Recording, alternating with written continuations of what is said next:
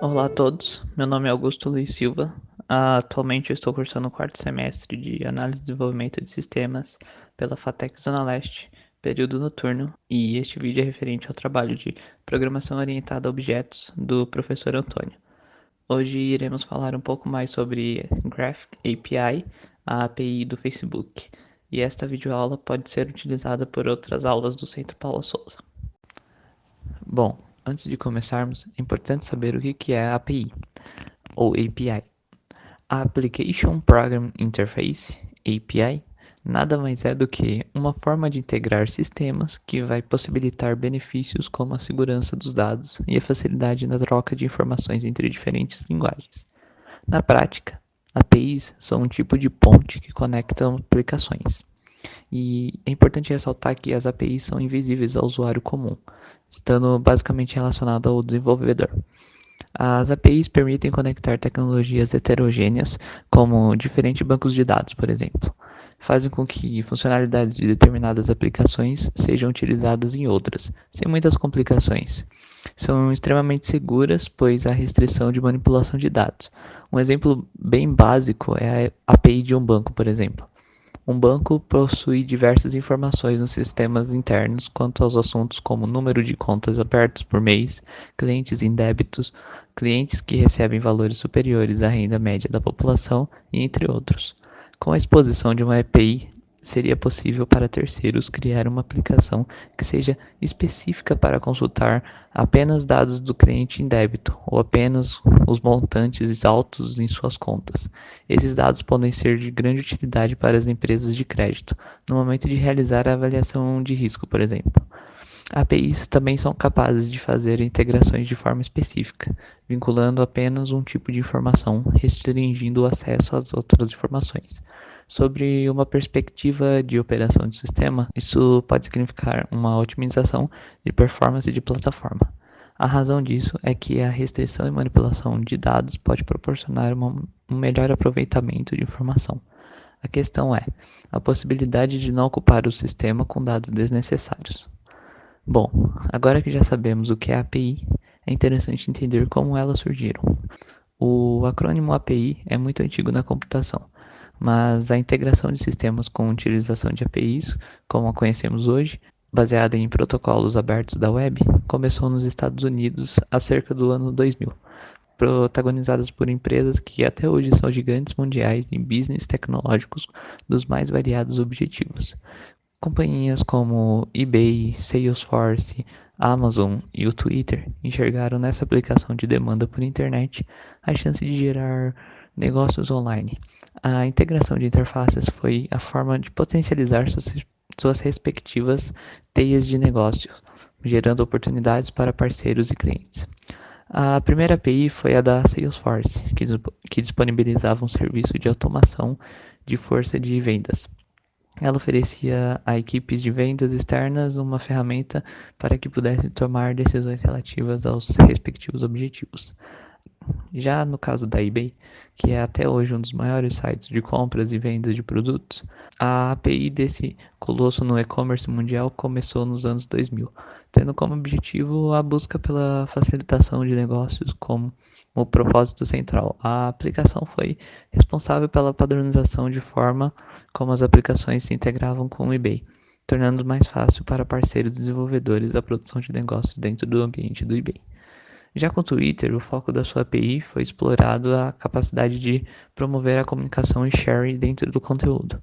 Diversos sites, em 2006, quando a aplicação foi criada, utilizaram o Twitter e utilizam até hoje como forma de compartilhamento de páginas.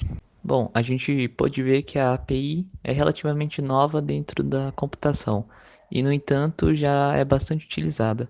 Aqui a gente tem alguns exemplos, alguns cases de sucesso de APIs que atualmente são fortemente utilizados dentro do mercado mundial.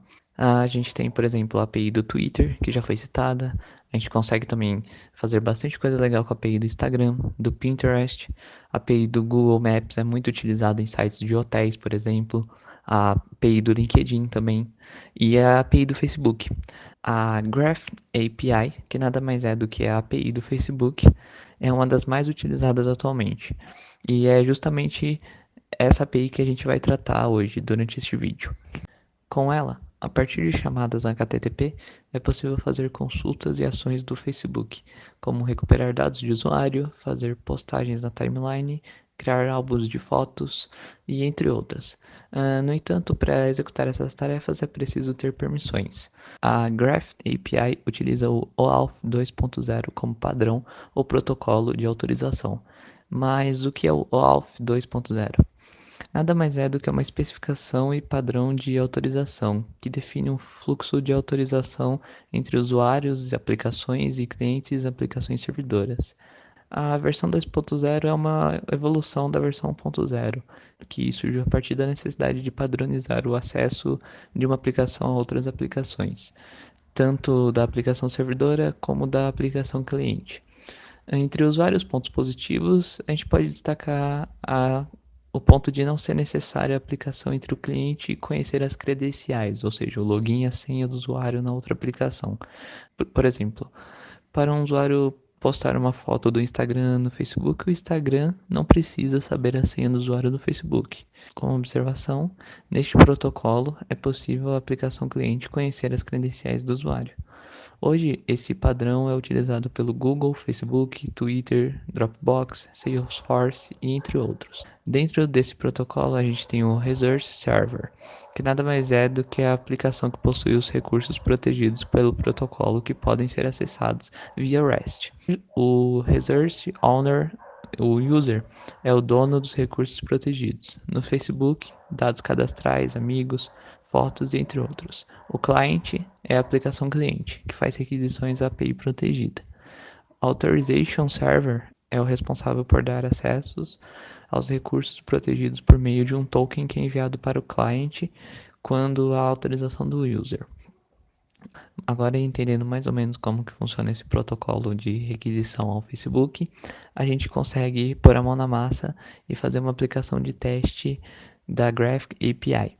Para isso, a gente precisa ter instalado na nossa máquina uma biblioteca chamada Facebook 4J, que nada mais é do que um facilitador para que a gente consiga utilizar essa API de forma mais otimizada possível, digamos assim.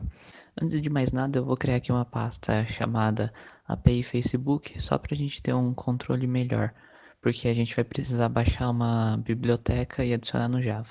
Para isso, vamos no Google, pesquisar por Facebook 4J.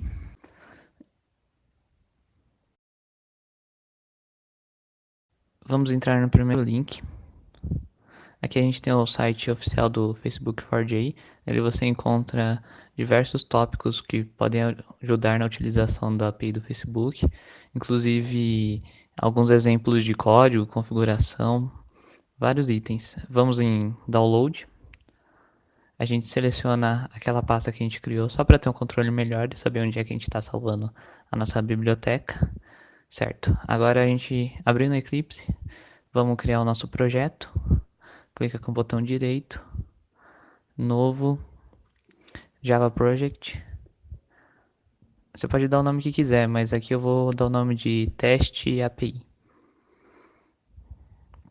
Dá um finish.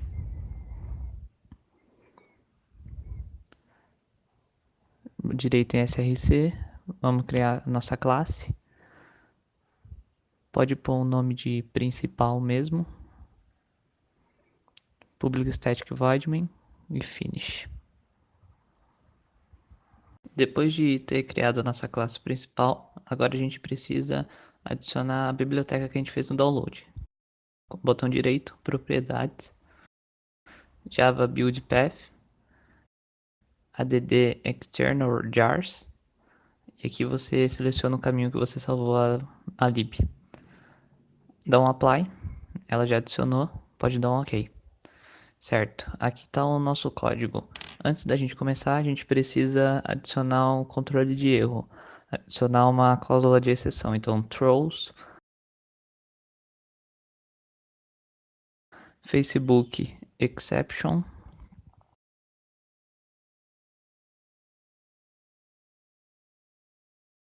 Ele mesmo já importou. A gente vai criar uma instância, um objeto de Facebook. Então, Facebook f igual a new Facebook factory ponto get instance entre parênteses e ponto e vírgula. Dá um import em Facebook factory. Dá um import em Facebook de Facebook 4J também.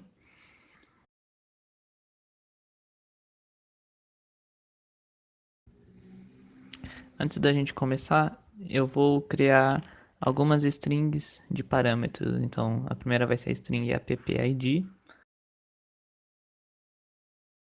Por enquanto, ela não vai ter nenhum conteúdo dentro dela. A segunda vai ser a app secret, também uma string, sem conteúdo, por enquanto.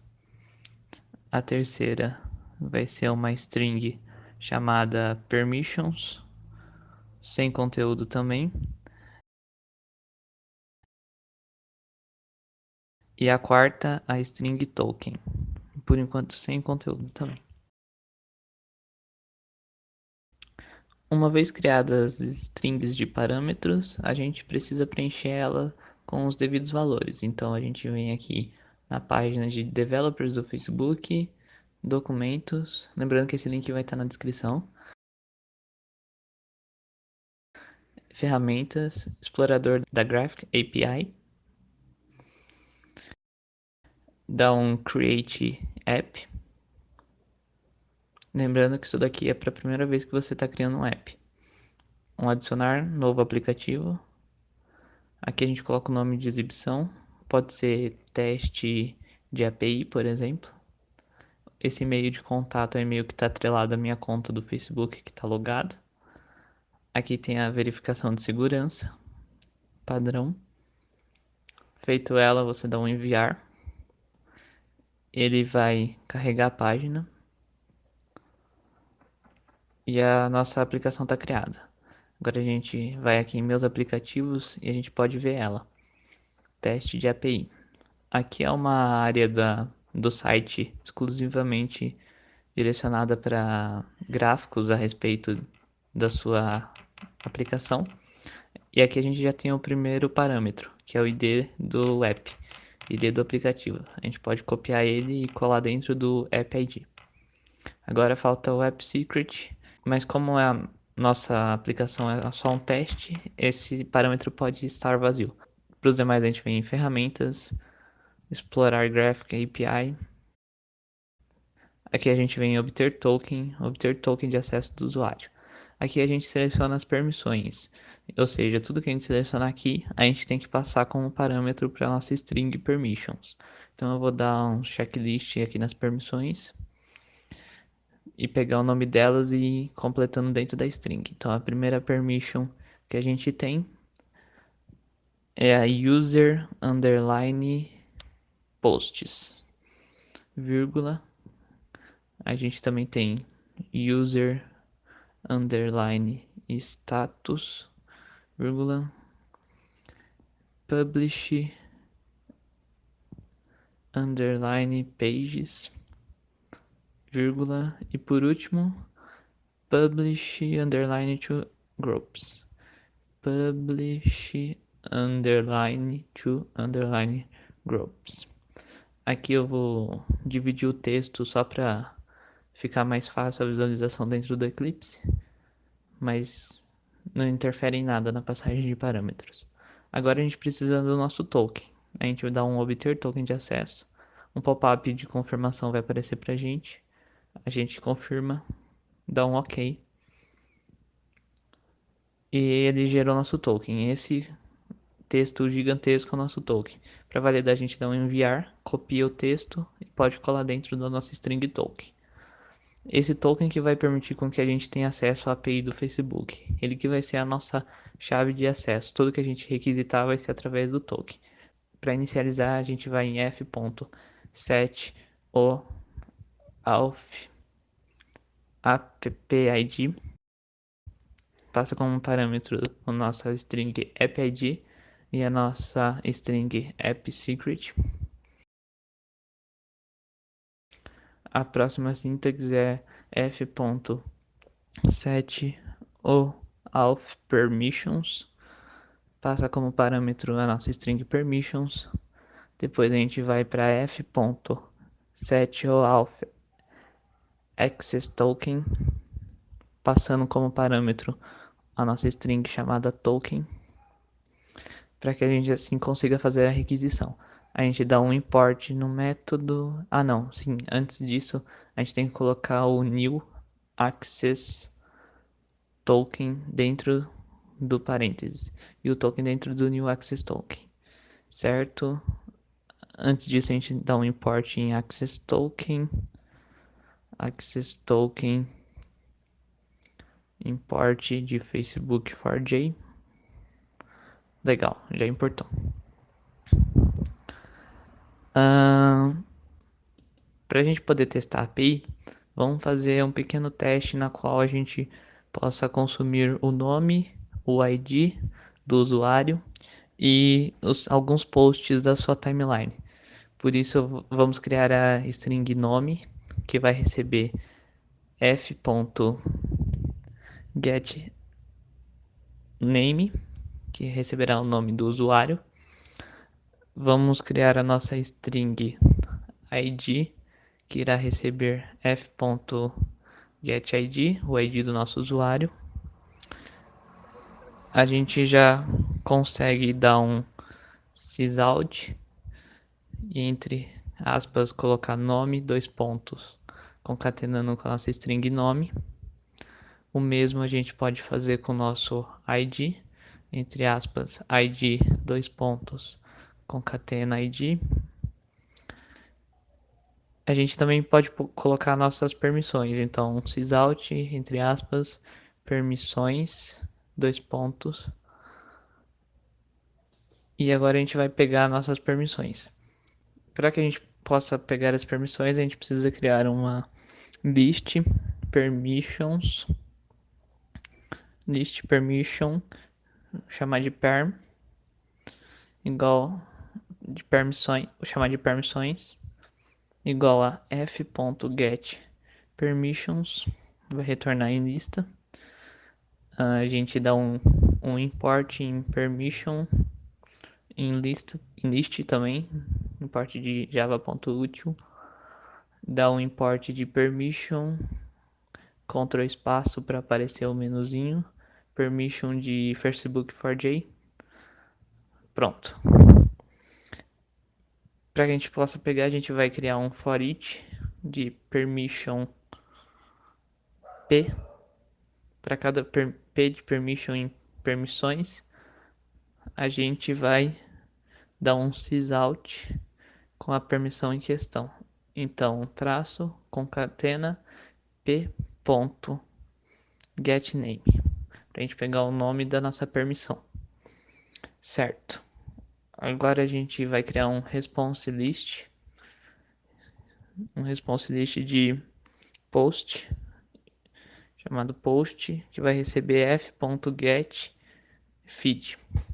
passando como parâmetro o ID do nosso usuário. Legal. A gente dá um import no response list, um import no post de Facebook for J, arruma aqui, e o mesmo padrão. Antes disso, vamos criar um sysout para indicar a área de posts, diferenciado da nossa área de dados do usuário. Isso daqui somente para diferenciar mesmo, para ficar melhor a nossa visualização. /n para pular a linha. E agora sim, um for each post p. Vamos chamar de posts. Vamos chamar de posts. Para cada posts em post, a gente vai dar um sysout, system.out.println, falando qual é o post, o conteúdo do post. Então, concatena posts concatena p.get messaging na verdade, posts.getMessage, dá um system.out então, embaixo para pegar a data do post. Então vai ser posts.getCreatedTime.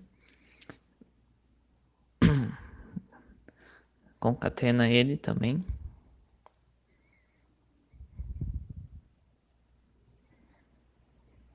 Legal.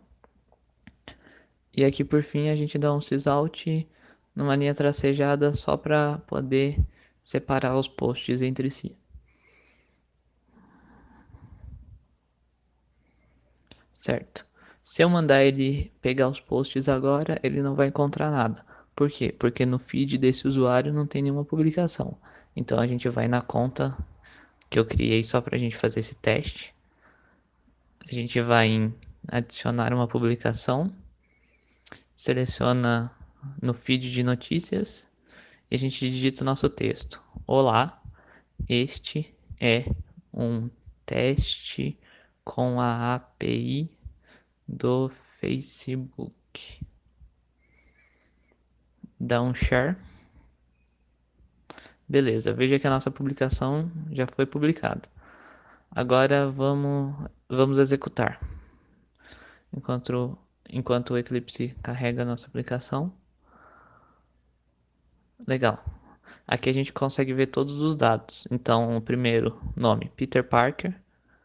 Confere com o nome da nossa conta. Esse é o ID da conta dentro do Facebook. As permissões são as mesmas que a gente selecionou lá na parte do app dentro da área de desenvolvedor. Aqui dentro da parte de posts, a gente tem o conteúdo, que é o mesmo. Olá, este é um teste com a API do Facebook. E aqui a gente tem a data. Terça-feira, 25 de setembro, às 8h39, Brasil. Que no caso é o horário que eu tô gravando esse vídeo. Agora, para a gente fazer um teste mais apurado, eu vou criar mais algumas publicações dentro dessa conta. Vou chamar de teste 2 e postar no feed de notícias. Teste 3, dar um share no feed de notícias. Teste 4, feed de notícias, compartilhar. E já tá bom. Agora a gente pode mandar ele executar novamente. Enquanto ele carrega. E a gente vê que ele buscou todos os posts daquela conta. Lembrando que ele fez uma ordenação pelo mais recente postado. Então a gente tem aqui o teste 4 às 8h40, teste 3 às 8h40 e 16, 2, 8h47 e o primeiro post que a gente fez anteriormente. Bom, esse daqui foi um exemplo bem simples de como utilizar a API e como utilizar a API do Facebook. Espero que vocês tenham gostado. As referências bibliográficas vão estar na descrição desse vídeo. Qualquer dúvida é só consultar os links que eu vou deixar aqui embaixo. E é isso. Obrigado pela atenção.